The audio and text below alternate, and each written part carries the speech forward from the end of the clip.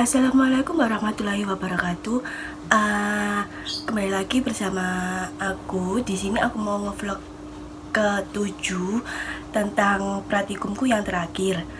Sebelumnya seperti biasanya di sini aku memperkenalkan diri dulu dan memperkenalkan dosen pengampu dan dosen PJMK selaku mata kuliah Fisika Kesehatan. Jadi yang pertama, nama saya Triana Handayani dengan NIM 123002102 dari Prodi S1 Kepidana semester 2 Universitas Nahdlatul Ulama Surabaya. Yang kedua ada dosen pengampu mata kuliah Fisika Kesehatan dengan Ibu Ima Gunastudi STMT, dan yang kedua ada dosen selaku PJMK mata kuliah Fisika Kesehatan dengan Ibu Lailatul Kusnul Rizki SST MPH. Di vlog aku yang ke-7 ini aku mau menjelaskan tentang praktikumku mengenai biomekanika juga, tapi mencakup tentang hal perhitungan ya guys. Untuk mempersingkat waktunya, yuk nonton vlog aku sampai akhir biar tahu bagaimana sih cara menghitung denyut jantung itu. Oke. Yang pertama mengenai perhitungan denyut jantung. Detak jantung normal biasanya antara 60-100 detak per menit. Ukuran ini mungkin bisa berbeda pada setiap orang. Anak-anak cenderung memiliki ukuran detak jantung yang lebih tinggi dibanding orang dewasa. Waktu terbaik untuk mengukur detak jantung normal adalah tepat setelah bangun tidur di pagi hari, sebelum memulai bergerak atau minum kafein. Cara menghitung detak jantung cukup mudah. Kamu hanya perlu memeriksa denyut nadi menggunakan jari-jari, baik di pergelangan tangan atau di sisi leher. Yang pertama di pergelangan tangan, tekan perlahan telunjuk dan jari tengah salah satu tangan di pergelangan tangan yang berlawanan, tepat di bawah pangkal ibu jari. Yang kedua di bagian leher, tekan sedikit sisi leher tepat di bawah tulang rahang. Yang ketiga, hitung jumlah denyut dalam 15 detik dan kalikan dengan 4, itulah detak jantungmu.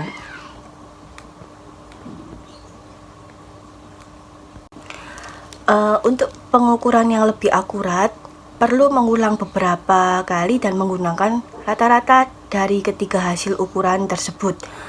Untuk pengukuran detak jantung normal, harus mengikuti langkah-langkah berikut ini, yaitu yang pertama, jangan mengukur detak jantung dalam 1 hingga 2 jam setelah olahraga atau kejadian yang membuat stres.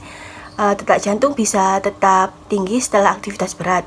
Yang kedua, tunggu 1 jam setelah mengkonsumsi kafein yang bisa menyebabkan detak jantung berdebar-debar dan detak jantung meningkat. Yang ketiga, jangan mengukur detak jantung setelah duduk atau berdiri dalam waktu lama. Hal ini bisa mempengaruhi detak jantung. Ditinjau dari aktivitas fisik dalam keseharian, denyut nadi dapat dibedakan menjadi beberapa macam, diantaranya denyut nadi basal, yaitu denyut nadi yang bangun tidur. Yang kedua, denyut nadi istirahat, yaitu denyut nadi pada saat tubuh tidak beraktivitas. Yang ketiga, denyut nadi latihan, yaitu denyut nadi pada saat latihan berlangsung. Yang keempat, denyut nadi pemulihan atau recovery, yaitu denyut nadi setelah melakukan latihan. Jika tidak tersedia pulsa monitor, dapat digunakan cara memeriksa detak jantung di tempat-tempat yang telah disebutkan di atas selama 15 detik dan dikalikan 4. Sebagai contoh, dalam perhitungan diperoleh 25 detak per 15 detik, kemudian dikalikan 4 sehingga diketahui denyut jantungnya 100 detak per menit. Bisa juga dilakukan dengan memilih durasi 10 detik namun dikalikan 6, 20 detik kali 3 hingga 30 detik kali 2. Hal yang terpenting adalah mengkonversikannya menjadi 60 detik atau 1 menit. Selain itu, denyut nadi juga dapat digunakan sebagai parameter dalam menentukan intensitas latihan. Zona latihan aerobik atau target heart rate atau THR didasarkan pada persentase denyut nadi maksimal atau maksimum heart rate atau HR max. Zona latihan aerobik berkisar pada persentase 60-80% dari HR max. Hal ini diketahui berdasarkan asumsi ahli bahwa respon jantung dan paru-paru akan terjadi pada denyut nadi 60% dari HR max. Sedangkan zona di atas 80% sudah memasuki aktivitas aerobik. HR max dapat dihitung dengan rumus 220 dikurangi usia. Metode Carnot-Venn. Maksimum heart rate atau HR max adalah denyut jantung yang dapat dicapai pada saat berolahraga dan tergantung umur. Formula yang paling sering digunakan adalah formula Fox and Haskell untuk memperkirakan maksimum heart rate seseorang. Digunakan formula yang berdasarkan pada umur. Maksimum heart rate dapat diperkirakan dengan menggunakan beberapa formula. Formula yang paling sering digunakan adalah sebagai berikut, yaitu yang pertama HR max sama dengan 220 dikurangi umur itu pada laki-laki. Yang kedua pada wanita, HR max sama dengan 226 dikurangi umur. Yang ketiga pada setengah umur atau pada yang memiliki obesitas, itu HR max sama dengan 220 dikurangi setengah umur atau pada yang memiliki obesitas. Metode Carnot-Venn. Target heart rate atau THR adalah denyut jantung yang dicapai selama melakukan latihan, di mana jantung dan paru-paru mendapatkan manfaat maksimal dari latihan tersebut. Perhitungan THR dilakukan dengan beberapa metode. Step 1. Hitung denyut jantung maksimum Anda kurangkan umur Anda dari 220. Ini adalah denyut jantung maksimum HR max Anda. Sebagai contoh, 220 HR max dikurangi 19H sama dengan 201. Yang kedua, step 2, periksa denyut jantung saat istirahat atau RHR.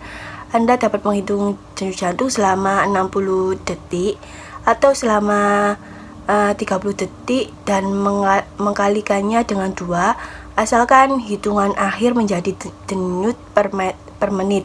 Ingatlah bahwa denyutan pertama dimulai dari 0. Hitunglah rata denyut jantung pada pagi hari selama 3 hari untuk mendapatkan rata denyut jantung saat istirahat atau RHR. Untuk melakukan hal ini, tambahkan ketiga hitungan itu dan bagilah dengan 3 untuk mendapatkan nilai RHR. Sebagai contoh, 82 ditambah 76 ditambah 84 dibagi 3. Hasilnya adalah 80,6 RHR. Metode Carnot-Venn step 3, yaitu hitunglah cadangan denyut jantung, kurangkan RHR dari HR max. Hasilnya adalah nilai cadangan denyut jantung HR max reserve. Sebagai contoh, jika HR max adalah 201 dan RHR adalah 87, jadi cara menghitungnya adalah 201 dikurangi 81, hasilnya 120 HR max reserve. Step keempat, hitunglah batas atas dan bawah dari THR. Untuk batas atas, Anda dapat menggunakan 80% dari HR max reserve dengan cara mengkalikannya dengan 0,8 lalu menambahkan RHR ke hasilnya. Contohnya yaitu 120 dikalikan 0,8 ditambah 81. Hasilnya yaitu 177 untuk batas bawah. Anda dapat menggunakan 60% dari HR max reserve dengan cara mengkalikannya dengan 0,6 lalu menambahkan RHR ke hasilnya. Sebagai berikut adalah contoh perhitungan. dari step 4, yaitu 120 dikali 0,6 ditambah 81, hasilnya adalah 153. Step kelima yaitu menambahkan batas atas dan bawah dari THR, dan beginilah jumlah dengan 2. Hal ini akan menghasilkan nilai rata-rata dari denyut jantung sasaran. Sebagai contohnya yaitu perhitungan step 5, 177 ditambah 153 dibagi 2. Jadi hasilnya adalah 165. Jadi di sini aku mau menghitung dengan menggunakan metode Carnot-Venn. Jadi HRR sama dengan 201 dikurangi 81 atau RHR. Hasilnya adalah 120. Yang kedua THR atau batas atas sama dengan 120 dikalikan 0,8 ditambah 81, hasilnya adalah 177. Yang kedua dengan THR batas bawah sama dengan 120 dikalikan 0,6, jadi ditambah 81, jadi hasilnya adalah 153. Yang kedua THR dan penjumlahan 177 ditambah 153 dibagi 2, jadi hasilnya 165. Carnot-Venn heart rate zones yaitu 120 dikali 50% ditambah 81, hasilnya 141. Zona 1 sama dengan 153 dikurangi 141 sama dengan 12. Yang kedua 120 dikali 60% ditambah 81 sama dengan 153. Zona 2 yaitu 165 dikurangi 153, hasilnya yaitu 12. Yang ketiga 120 dikali 70% ditambah 81, hasilnya 165. Zona ketiga 177 dikurangi 165, hasilnya 12. Yang keempat 120 dikali 80% ditambah 81 sama dengan hasilnya 177. Zona keempat 189 dikurangi 177 sama dengan 12. Zona yang kelima 120 dikali 80% ditambah 81 sama dengan hasilnya 189. Zona kelima 201 dikurangi 189, hasilnya 12. 120 dikali 100% ditambah 81 sama dengan 201. Jadi hasil dari perhitungan zona Carnot-Venn adalah 12. Selanjutnya adalah hubungan antara denyut jantung, aktivitas, dan metabolisme. Pengukuran denyut jantung selama aktivitas merupakan metode untuk menilai cardiac strain. Telemetri dengan rangsangan elektrokardiogram atau ECG adalah alat yang biasa digunakan untuk menghitung denyut jantung. Pengukuran denyut jantung atau denyut nadi dapat dilakukan secara manual melalui lokal tubuh yang dilewati oleh arteri radialis. Memakai stopwatch dalam menghitung waktunya dengan menggunakan waktu selama 10, 15, 30 ataupun 60 detik. Kerja jantung dapat dilihat dari denyut nadi yang merupakan rambatan dari denyut jantung. Denyut jantung tersebut dihitung tiap menitnya dengan hitungan repetisi atau dikali per menit, atau dengan denyut nadi maksimal dikurang umur denyut nadi normal dalam keadaan istirahat sama dengan denyut jantung, yaitu sekitar 70-80 denyut per menit. Aktivitas tubuh yang tinggi akan menyebabkan metabolisme tubuh semakin meningkat, sehingga kebutuhan oksigen semakin besar dan frekuensi denyut nadi juga akan meningkat. Peningkatan aliran darah untuk mensuplai zat makanan dan oksigen ke jaringan otot akan terjadi jika aktivitas tubuh semakin tinggi, sehingga jantung berkontraksi lebih cepat dan kuat yang akhirnya akan meningkatkan denyut nadi. Denyut nadi saat berolahraga atau saat melakukan aktivitas fisik hingga mencapai kelelahan disebut dengan denyut nadi maksimal atau HRmax.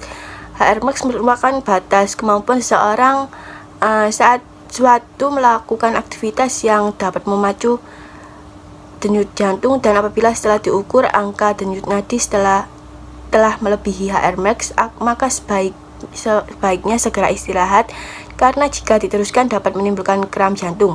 Pengukuran maksimum heart rate yang paling akurat adalah dengan cardiac stress test. Subjek melakukan olahraga sambil dimonitor dengan ECG. Sekian penjelasan dari praktikumku yang ke-7 mengenai perhitungan denyut jantung dengan metode Carnoven. Kurang lebihnya mohon maaf. Jangan lupa di like dan di subscribe ya guys. Oke. Dah, see you. Assalamualaikum warahmatullahi wabarakatuh.